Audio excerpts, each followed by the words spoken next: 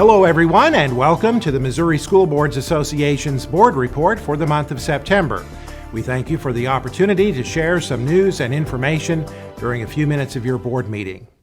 We begin with a look at the opening of a school year like no other. The continuing COVID-19 pandemic has resulted in a wide range of school reopening plans in Missouri. Some students are returning to full-time in-person classes, but with new procedures in place, including masks, frequent hand washing, and physical distancing. Some are returning part-time in school buildings and part-time learning remotely, while other school districts are beginning the year with virtual instruction only. And those plans may change quickly, depending on how the coronavirus either spreads or is contained this fall. MSBA, the Missouri Hospital Association, and the Department of Elementary and Secondary Education have released a new poster reminding students that they have a role to play to defend against the coronavirus at their schools and in their communities.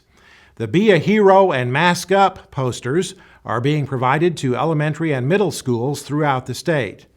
The posters are an effort to remind students they can be superheroes by using hand sanitizer, keeping proper distance between themselves and teachers, and wearing their masks in the fight to keep their community safe. The pandemic and the recent focus on social and racial justice have put the issue of educational equity in the spotlight. It's not a new issue for MSBA and our public schools, but it is one that's receiving greater attention. MSBA's Senior Director for Equity and Board Development, Janet Tilley, says school boards have a responsibility to ensure success for all students. And a fiduciary has the responsibility of loyalty and trust and of care of the children within their district. And that means all children. And so as a fiduciary, you have to know what are the needs of our kids and how do we address all of those needs. Tilley adds, equity is not just a matter of opportunity, but also must include access to that opportunity. You have to dig a little bit deeper and to start to look at what are the processes or the reasons why those are the children who are in poverty. And you can't ignore it. We have to acknowledge the fact that a lot of these children are facing these barriers because of systemic processes that were put in place by the adults around them.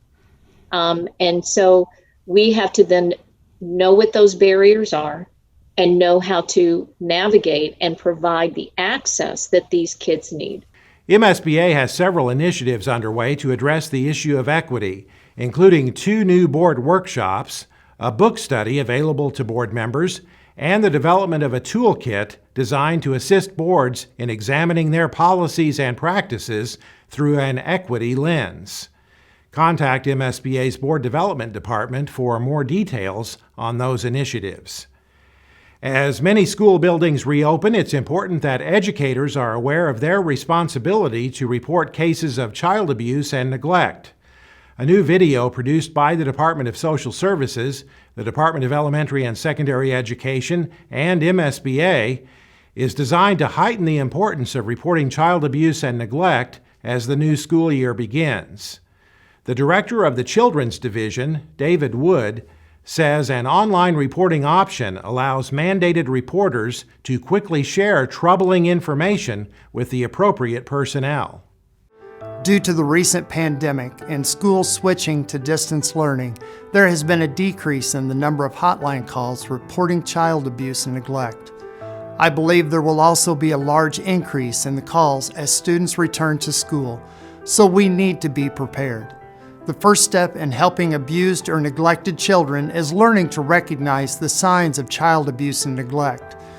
The presence of a single sign does not prove child abuse is occurring in a family, but a closer look at the situation may be warranted when these signs appear repeatedly or in combination. The Department of Social Services urges every Missourian to be attentive to the safety and well-being of children during COVID-19. If you suspect child abuse or neglect, you can call the toll-free hotline at 1-800-392-3738. The hotline is answered 24 hours a day, every day, year-round. MSBA is pleased to announce Dr. Robert R. Redfield, the director of the Centers for Disease Control, will be with us live as a speaker during the first general session of the 2020 MSBA Annual Conference on Friday, September 25th. He will discuss how COVID-19 is impacting our students and schools and what the future looks like. The 2020 Annual Conference will be held virtually this year and will include traditional pre-conference sessions, general sessions, and other conference events. 30 sessions will be presented during the virtual conference on September 24th through the 26th. Additionally, a series of online sessions will be offered weekly to registered conference participants beginning October 6th. Those registered for the annual conference will have access to all content until June 30th of 2021. Check the MSBA website for registration information and a schedule of conference sessions. That's it for this month's edition of the MSBA Board Report. Thanks for allowing us to have some time at your board meeting, and so long from Columbia.